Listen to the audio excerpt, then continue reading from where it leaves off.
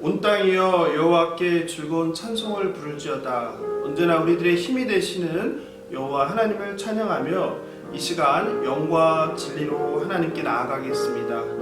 한 주간의 삶을 돌아보며 하나님께 겸손히 무릎을 꿇고 다 함께 회개의 기도를 드리며 2020년 11월 8일 주일학교 중고등부 예배를 시작하겠습니다. 회개의 기도를 하나님께 드리겠습니다.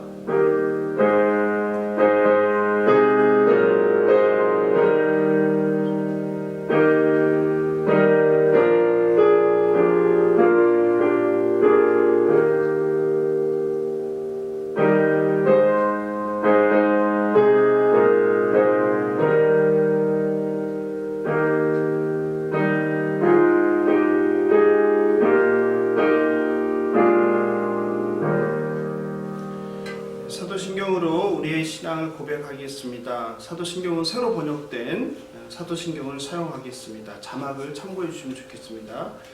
나는 전능하신 아버지 하나님 천지의 창조주를 믿습니다.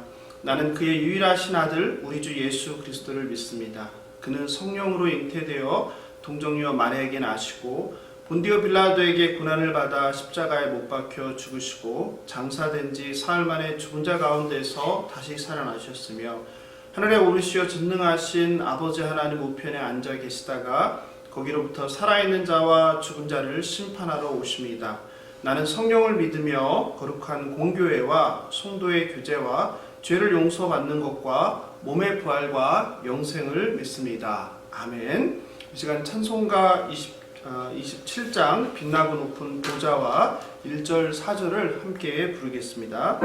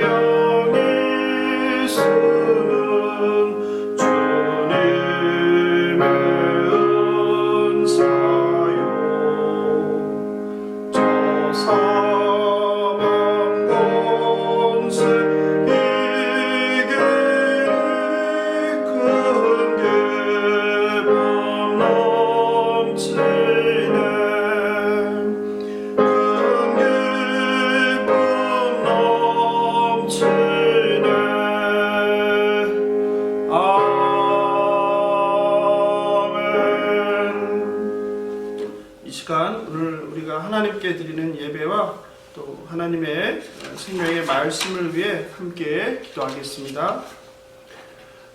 창조주 하나님 아버지, 어느덧 가을이 깊어가고 이제 겨울이 문 앞에 있습니다. 울긋불긋 물든 산과 들을 바라보면서 하나님께서 이 세상을 얼마나 아름답게 경영하고 계신지를 다시 한번 깨닫게 됩니다. 지난 한 주간도 전염병이 창궐하는 세상 가운데서 저희들을 지켜주셔서 이렇게 주일 아침 하나님 앞에 온전히 나와 예배드리게 하심을 감사합니다. 여전히 육신의 연약함으로 하나님 말씀에 순종하지 못하고 내가 내 인생의 주인 되어서 살 때가 많음을 고백하오니 저희들을 불쌍히 여기시고 용서하여 주옵소서. 우리가 비록 함께 모여 예배드리지 못하고 각 가정의 처소에서 하나님께 예배를 드리지만 현장에서 함께 드리는 예배 못지않게 영과 진리로 온전히 하나님께 드리는 예배되게 하옵소서. 오늘 다니엘서 2장으로 은밀한 일과 뜨인 돌이라는 진리의 말씀을 전합니다. 다니엘을 통하여서 하나님을 신뢰하며 하나님의 백성으로 산다는 것이 무엇인지를 알게 하시고 하나님께서 나라와 민족과 온 세계를 어떻게 통치하시는지를 알게 하옵소서. 오늘 하나님께 드리는 예배를 통하여서 또 선포되는 말씀을 통하여서 낙심한 자 소망 얻게 하시고 우울한 자 기쁨을 회복하게 하시고 아픈 자 취함을 허락하여 주시옵소서. 감사하며 생명 되신 예수님의 이름으로 기도합니다. 아멘. 오늘 주실 하나님 말씀은 다니엘서 2장입니다. 길기 때문에 25절, 35절까지 그리고 45절, 49절까지 봉독하시고 49절은 합독하겠습니다. 이에 아리옥이 다니엘을 데리고 급히 왕 앞에 들어가서 아뢰되 내가 사로잡혀 온 유다 자손 중에서 한 사람을 찾아내었나이다. 그가 그 해석을 왕께 알려드리이다 하니라. 왕이 대답하여 벨드사살이라 이름한 다니엘에게 이르되 내가 꾼 꿈과 그 해석을 네가 능히 내게 알게 하겠느냐 하니 다니엘이 왕 앞에 대답하여 이르되 왕이 물으신 바 은밀한 것은 지혜자나 술객이나 박수나 점쟁이가 능히 왕께 보일 수 없으되 오직 은밀한 것을 나타내실 이는 하늘에 계신 하나님이시라. 그가 느부갓네살 왕에게 후일에 될 일을 알게 하셨나이다. 왕의 꿈 곧 왕이 침상에서 머릿속으로 받은 환상은 이러하니이다. 왕이여 왕이 침상에서 장래의 일을 생각하실 때 은밀한 것을 나타내시는 이가 장래의 일을 왕에게 알게 하셨사오며 내게 이 은밀한 것을 나타내심은 내 지혜가 모든 사람보다 낫기 때문이 아니라 오직 그 해석을 왕에게 알려서 왕이 마음으로 생각하던 것을 왕에게 알려주려 하심이니이다.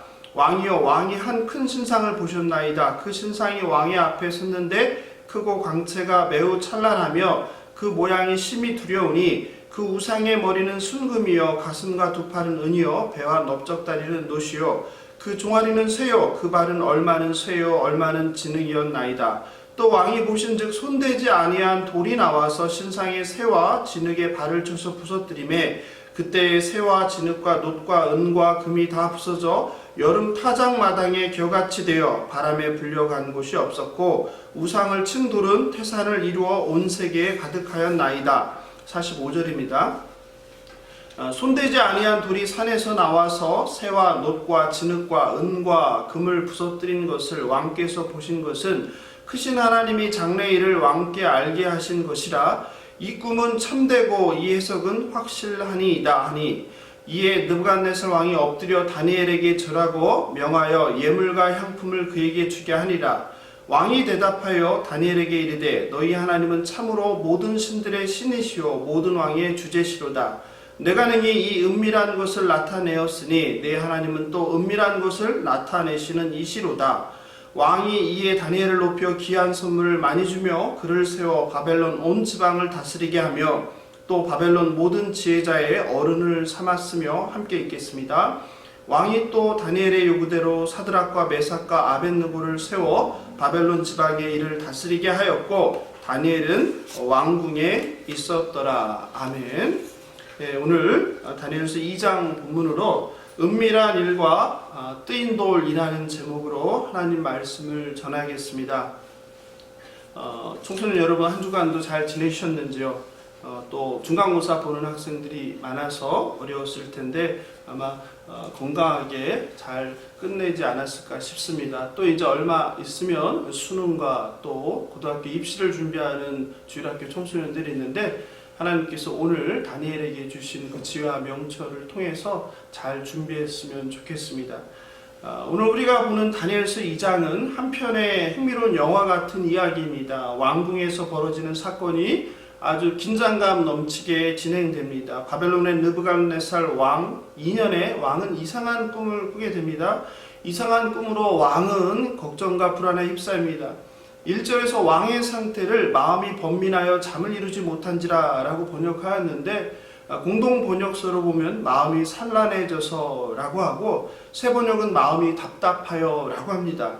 되게 꿈이라는 것이 잠에서 깨어나면 잊어버리게 됩니다. 그런데 여러분도 경험하셨겠지만 특별한 꿈을 꾸는 경우에는 실제처럼 뚜렷하게 기억되기도 하고 또 그 잔상이 며칠 또는 몇 주 동안 지속되기도 합니다. 또 어떤 꿈은 반복적으로 꾸기도 합니다. 왕은 2절에 보니 마술사, 술객, 요술쟁이, 점성가들을 불러 모읍니다. 이들은 왕에게 꿈을 말씀해 주시면 꿈을 해석하겠노라고 대답합니다. 그런데 문제가 생겼습니다. 왕은 그들에게 꿈을 말해주지 않았습니다. 꿈을 말해줘야 해몽이라도 해볼 텐데 꿈을 말해주지 않으니 천하에 유명한 능력 있다는 마술사, 술객, 요술쟁이, 점성가들도 별다른 수가 없습니다. 그리고 왕은 지혜자들에게 말합니다.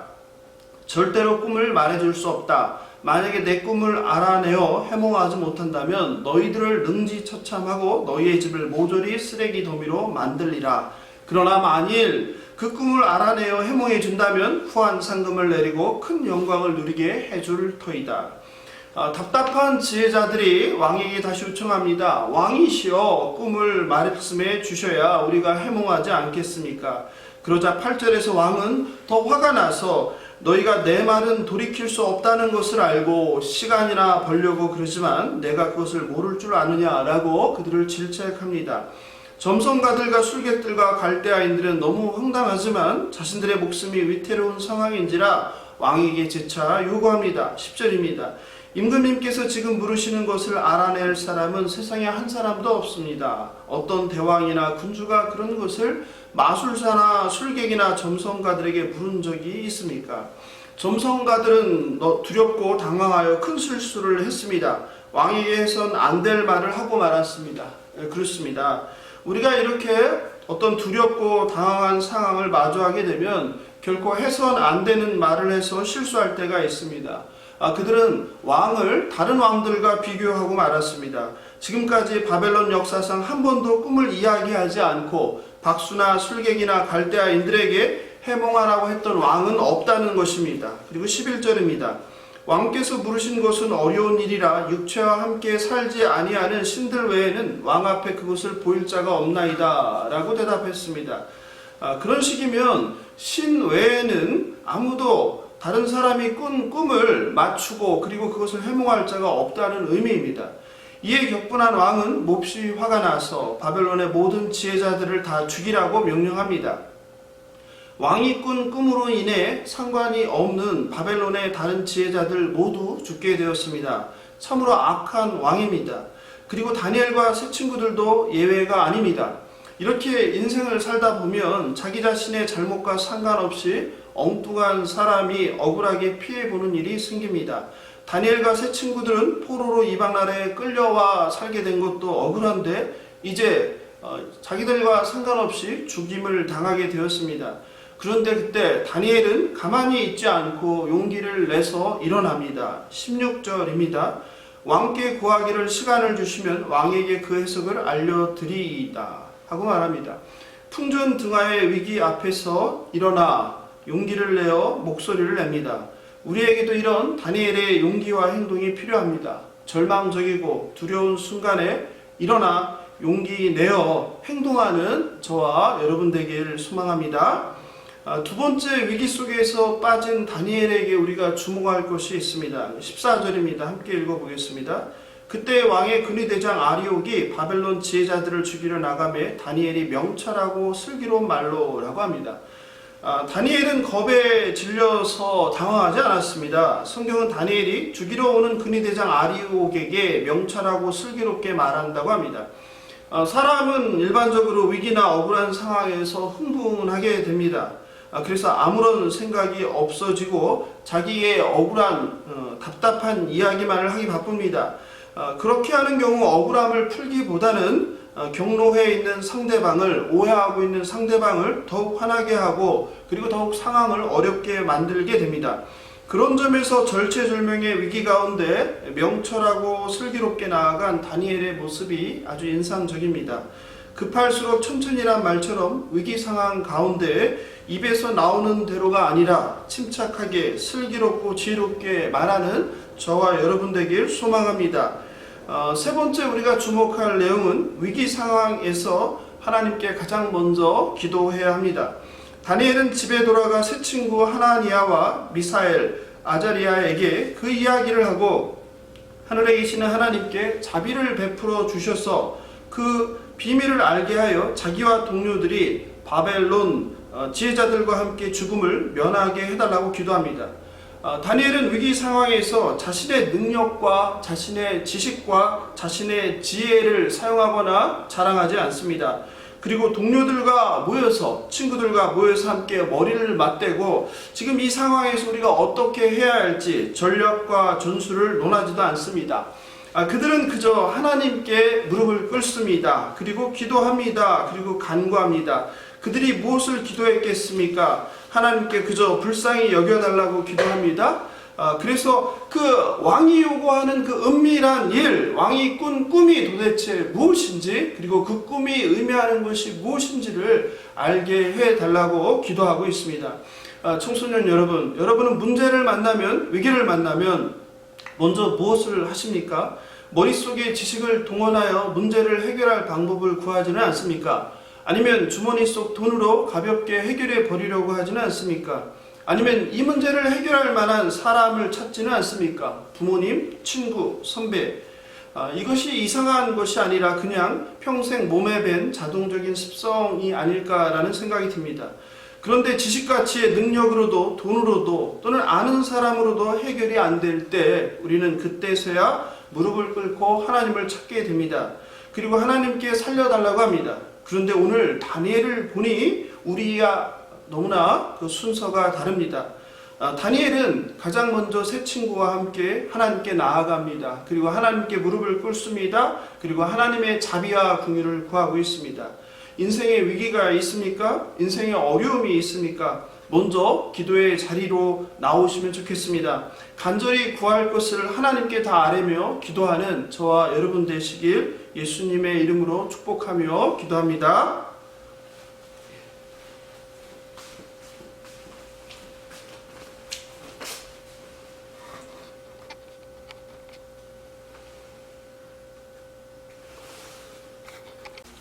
오늘 설교 제목에 은밀한 일이 나옵니다. 은밀한 일은 다니엘서 2장에서만 9번이나 등장하는 중요한 표현입니다. 함께 볼까요? 18절에 하나님이 이 은밀한 일에, 19절 이 은밀한 것이 밤의 환상으로, 22절 깊고 은밀한 일, 27절 은밀한 것, 28절 오직 은밀한 것, 29절 은밀한 것, 30절 이 은밀한 것을 나타내시면 47절 은밀한 것을, 그리고 마지막에 내 하나님은 또 은밀한 것을 나타내시는 이시로다 라는 표현이 나옵니다. 다니엘과 세 친구가 하나님께서 불쌍히 여겨 은밀한 일을 보여달라고 간구하자 19절 그날 밤에 다니엘은 환상을 보고 그 은밀한 일을 알게 됩니다. 그렇다면 2장 전체에서 9번이나 말하는 이 은밀한 일은 도대체 무엇인가요? 근위대장에 이끌려 왕 앞에 나아간 다니엘은 담대하게 말합니다. 27절 28절을 함께 보겠습니다. 다니엘이 왕 앞에 대답하여 이르되 왕이 물으신 바 은밀한 것은 지혜자나 술객이나 박수나 점쟁이가 능히 왕께 보일 수 없으되 28절 오직 은밀한 것을 나타내실 이는 하늘에 계신 하나님이시라. 그가 느부갓네살 왕에게 후일에 될 일을 알게 하셨나이다. 왕의 꿈 곧 왕이 침상에서 머릿속으로 받은 환상은 이러하니이다. 그리고 30절은 다니엘이 얼마나 겸손하고 진실한 사람인지를 우리에게 보여줍니다. 30절입니다. 내게 이 은밀한 것을 나타내심은 내 지혜가 모든 사람보다 낫기 때문이 아니라 오직 그 해석을 왕에게 알려서 왕이 마음으로 생각하던 것을 왕에게 알려주려 하심이니이다. 글쎄요, 저 같으면 스스로 높아져서 내가 대단해서 혹은 내가 특별하기 때문에 하나님께서 그 모든 지혜자들을 제껴놓고 나에게만 이런 은밀한 일을 알게 해주셨다고 이렇게 생각하면서 은근히 자랑할 것 같습니다. 아니, 왕의 꿈을 해몽 못해서 다 죽게 된 상황에서 뭐 그 정도 자랑은 해도 될 것 같은 생각이 듭니다. 그런데 다니엘은 스스로 사실을 분명히 밝히고 있습니다. 내 지혜가 모든 사람보다 낫기 때문이 아니다. 오직 하나님의 종, 심부름꾼에 불과하다라고 말합니다. 다니엘의 이러한 겸손함과 그리고 정직함, 진실됨을 배우는 저와 여러분 되면 좋겠습니다. 다니엘은 하나님께서 보여준 그 은밀한 일을 31절부터 35절까지 왕에게 설명합니다. 매우 크고 눈부시게 번쩍이는 것이 사람의 모양을 하고 임금님 앞에 우뚝 서 있었습니다. 머리는 순금이요 가슴과 두 팔은 은이요 배와 두 넓적다리는 노쇠요 정강이는 쇠요 발은 새와 흙으로 되어 있었습니다. 왕은 그것을 보고 계시는데 아무도 손을 대지 않은 돌 하나가 난데없이 날아 들어와 새와 흙으로 된 그 발을 쳐서 부숴 버렸습니다. 그러자 쇠, 흙, 노쇠, 은, 금이 한꺼번에 부서져 타작마당의 곁처럼 가루가 되어 바람에 날려가고 자취도 남지 않았습니다. 그런데 그것을 친 돌은 산같이 큰 바위가 되어 온 세상을 가득 채웠습니다. 다니엘로부터 이 은밀한 일을 들은 왕은 어떤 심정이었겠습니까? 너무나 충격을 받았을 것입니다. 너무나 놀랐을 것입니다. 그리고 한편은 기뻤을 것입니다. 다니엘이 꿈을 꾼 자신보다 어떤 면에서는 더 자세하고 정확하게 꿈을 설명하고 있기 때문입니다. 본인도 바벨론의 모든 지혜자들에게 자신의 꿈을 말하지 않으면 다 죽이겠다고 엄포는 했지만 유다에서 끌려온 어린 벨드사살이란 자가 자신의 꿈을 정확히 맞출 것이라고는 아마도 반신반의했을 것입니다. 그리고 다니엘은 37절부터 45절까지 느부갓네살 왕이 꾼 꿈에 대하여 해석을 해주고 있습니다. 하늘에 계시는 하나님께서는 왕께 나라와 힘과 권세와 영화를 주셨습니다. 금으로 된 머리는 바로 왕이십니다. 왕 다음에는 왕보다 못한 나라가 섰습니다. 세 번째는 노쇠로 된 나라가 천하를 다스립니다. 네 번째로 설 나라는 쇠처럼 단단합니다. 이 왕들 시대에 하늘에 계시는 하나님께서 한 나라를 세우실 터인데 그 나라는 영원히 망하지 아니하고 다른 민족의 손에 넘어가지도 않을 것입니다. 오히려 앞에 말한 모든 나라들을 부숴 없애버릴 것입니다. 이것이 바로 하나님께서 앞으로 이 나라와 제국과 세계사에 무슨 일이 일어날 것인지를 느부갓네살 왕에게 알려준 것입니다. 느부갓네살 왕이 꾼 꿈은 분명 이러한 것이었고 또한 해석 또한 정확하다고 믿지 않을 수 없었습니다. 다니엘서에 나온 이 내나라가 무엇인지에 대해서 학자들 간의 논쟁이 있지만 일반적으로 금을 뜻하는 것은 바벨론이고 은은 메데와 페르시아 그리고 동은 그리스 그리고 철은 로마라고 이렇게 말합니다. 그런데 중요한 핵심은 꿈에서 나온 그 나라가 어떤 나라인가가 아니라 인간이 만든 세상 나라는 아무리 강하고 아무리 크고 아무리 위대할지라도 결국 영원하지 않고 무너진다는 것입니다. 그리고 오직 하나님께서 세우신 하나님의 나라만이 하나님의 세상만이 영원히 망하지 않는다는 사실입니다. 그리고 하나님께서 나라와 이 제국과 민족의 흥망성쇠를 다 주관하신다는 사실입니다. 그런데 우리가 여기서 한 가지 또 주목할 것이 있습니다. 강한 세상 나라를 무너뜨리는 것이 본문에 나옵니다. 그것이 무엇입니까? 바로 뜨인 돌입니다. 돌이 본문에 몇 번 나옵니까? 3번 나옵니다. 34절 손대지 아니한 돌, 35절 우상을 친 돌, 45절 손대지 아니한 돌 이렇게 3번 나옵니다. 청소년 여러분, 손대지 아니한 돌이 세상 강한 나라들, 강한 제국을 박살냅니다. 손대지 아니한 돌을 옛날 성경은 뜨인 돌이라고 했습니다. 그런데 그 뜨인 돌의 뜨인의 뜻이 무엇인지 아십니까? 영어로 보면 우리말로는 좀 혼동되는데 의미가 분명해집니다. The rock cut out. 직역하면 잘려져 나온 바위, 돌이라는 뜻입니다. 뜨다는 것은 큰 것에서 작은 것을 떼어난다는 의미입니다. 우리가 보통 생선회를 뜨다라고 표현하죠. 그런데 뜨인 돌이란 단어가 지금 우리가 보는 개역개정 성경에서는 손대지 아니한 돌로 바뀌면서 의미가 조금 약화되고 좀 변화되었다는 생각이 듭니다.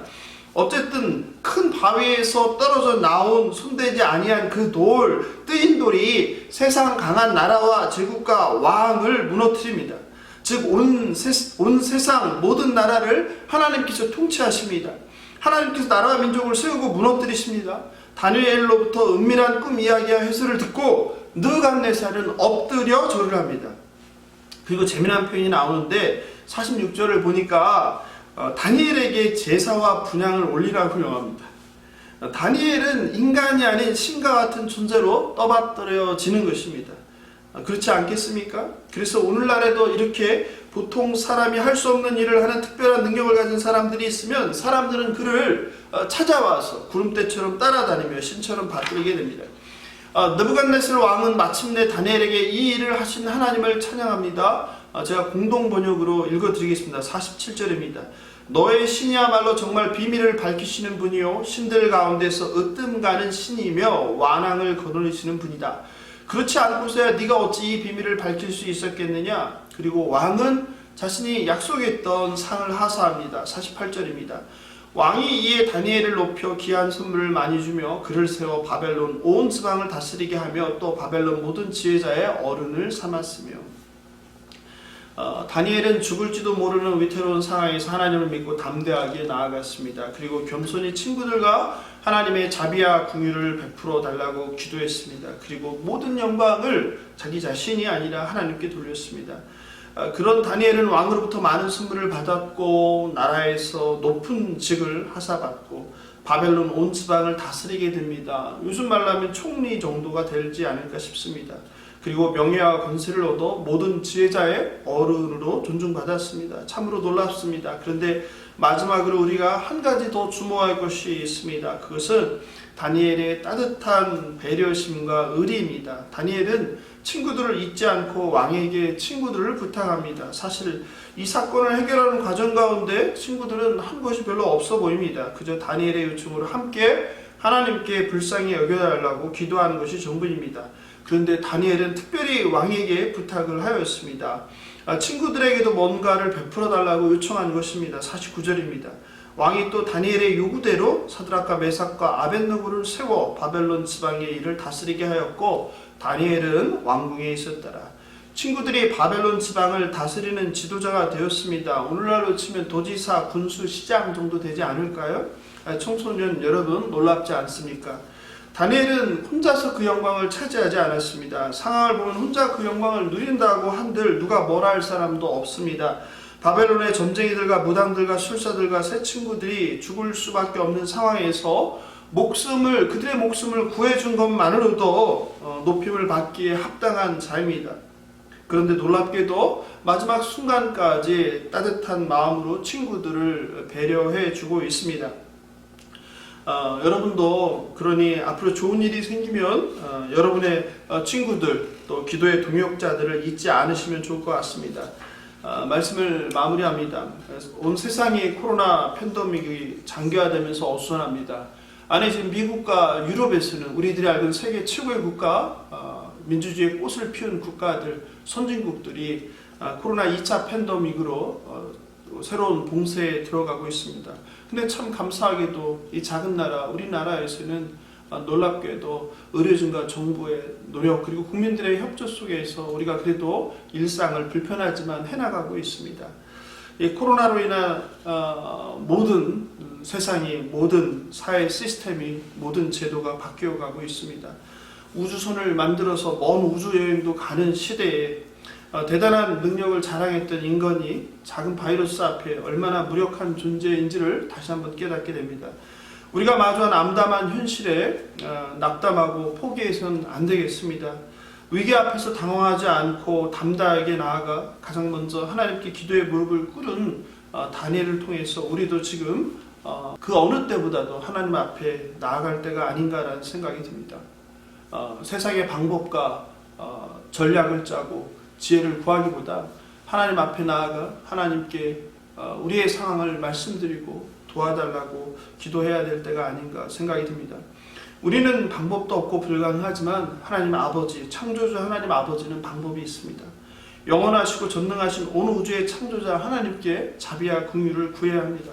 하나님의 뜨인 돌, 큰 바위에서 떨어져 나온 그 작은 돌이 거대한 신상, 나라와 제국과 민족을 무너뜨립니다. 두려워 말고 나서는 다니엘의 용기를 배우면 좋겠습니다. 다니엘의 사려 깊음과 지혜와 겸손함과 따뜻한 마음을 배우길 소망합니다.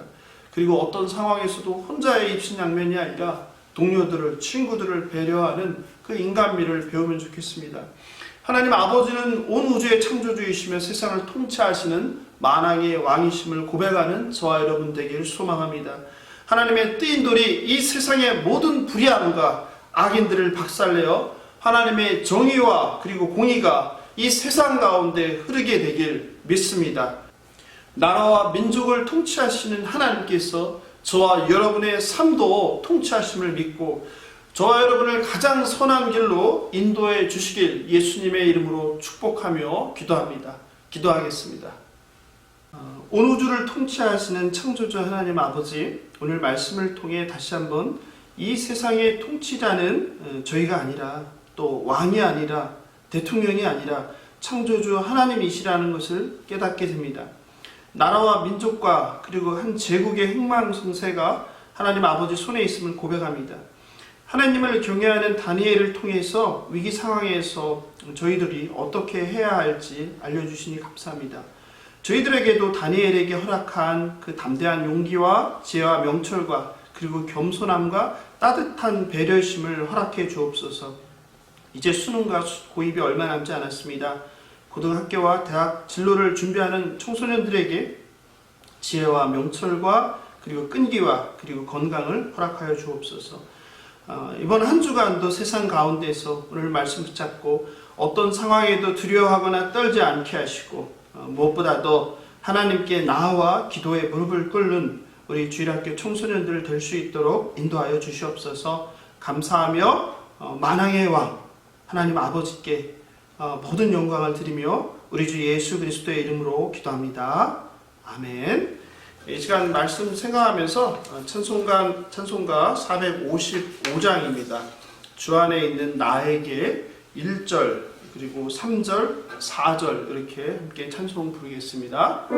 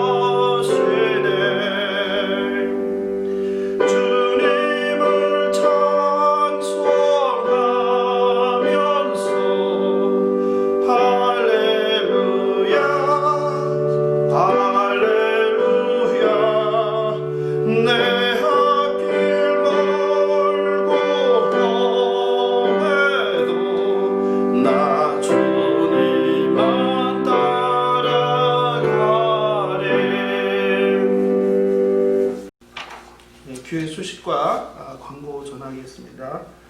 첫 번째 토요일 밤 10시에 줌을 통해 함께 만나 교제합니다. 많은 분들이 함께 하길 고대합니다. 두 번째 주일 영상 예배에 참석한 후 댓글로 참석을 알려주시고 말씀 듣고 적용하고 절단한 내용도 나눠주시면 좋겠습니다. 세 번째는 이제 주일 예배가 지난주부터 시작이 되었습니다. 주일학교 예배가 언제 시작할지도 곧 공지하도록 하겠습니다. 네 번째, 오늘은 웨스트민스터 소요리 제19문답을 나누겠습니다. 주보를 참고하시면 오른편에 웨스트민스터 소요리 문답 제19문입니다. 사람이 타락한 상태에서 비참함이란 무엇인가요? 대답입니다. 모든 인류는 그들의 타락으로 하나님과 교제에서 끊어져서 그의 진노와 저주 아래 있고 살면서 모든 비참함을 면할 수 없고 죽게 되며 영원히 지옥의 벌을 받게 되는 것입니다. 참고 성경 구절 보도록 하겠습니다. 로마서 6장 23절입니다. 죄의 삭은 사망이요 하나님의 은사는 그리스도 예수 우리 주 안에 있는 영생이니라. 마태복음 25장 41절 46절입니다. 또 왼편에 있는 자들에게 이르시되 저주를 받은 자들아 나를 떠나 마귀와 그 사자들을 위하여 예비된 영원한 불에 들어가라. 그들은 영벌에 의인들은 영생에 들어가리라 하시니라. 아멘. 주일학교 기도 제목 함께 나누겠습니다. 첫 번째, 청소년들이 주일 오전 가정에서 영상 예배에 영과 진리로 참석하게 하옵소서. 두 번째, 세상 모든 나라와 왕을 통치하시는 하나님, 저희들의 삶도 통치하여 주옵소서. 세 번째, 다니엘의 담대함과 지혜, 명철, 겸손함, 그리고 따뜻한 사랑을 저희에게도 허락하여 주옵소서. 네 번째, 수능과 고등학교 입시를 준비하는 학생들에게 지혜와 명철과 집중력과 건강을 허락해 주옵소서. 이상과 같은 기도 제목으로 한 주간도 계속 기도해 주시면 좋겠습니다. 축도함으로 2020년 11월 8일 청소년 주일 예배를 마치겠습니다. 한 주간도 하나님의 역사의 주관자이심을 믿고 하나님 말씀에 순종하는 삶을 살아내는 여러분 되면 좋겠습니다. 축도하겠습니다. 여호와는 내게 복을 주시고 너를 지키시기를 원하며 여호와는 그의 얼굴을 내게 비추사 은혜 베푸시기를 원하며 여호와는 그 얼굴을 내게로 향하여 드사 평강 주시기를 원하노라. 아멘.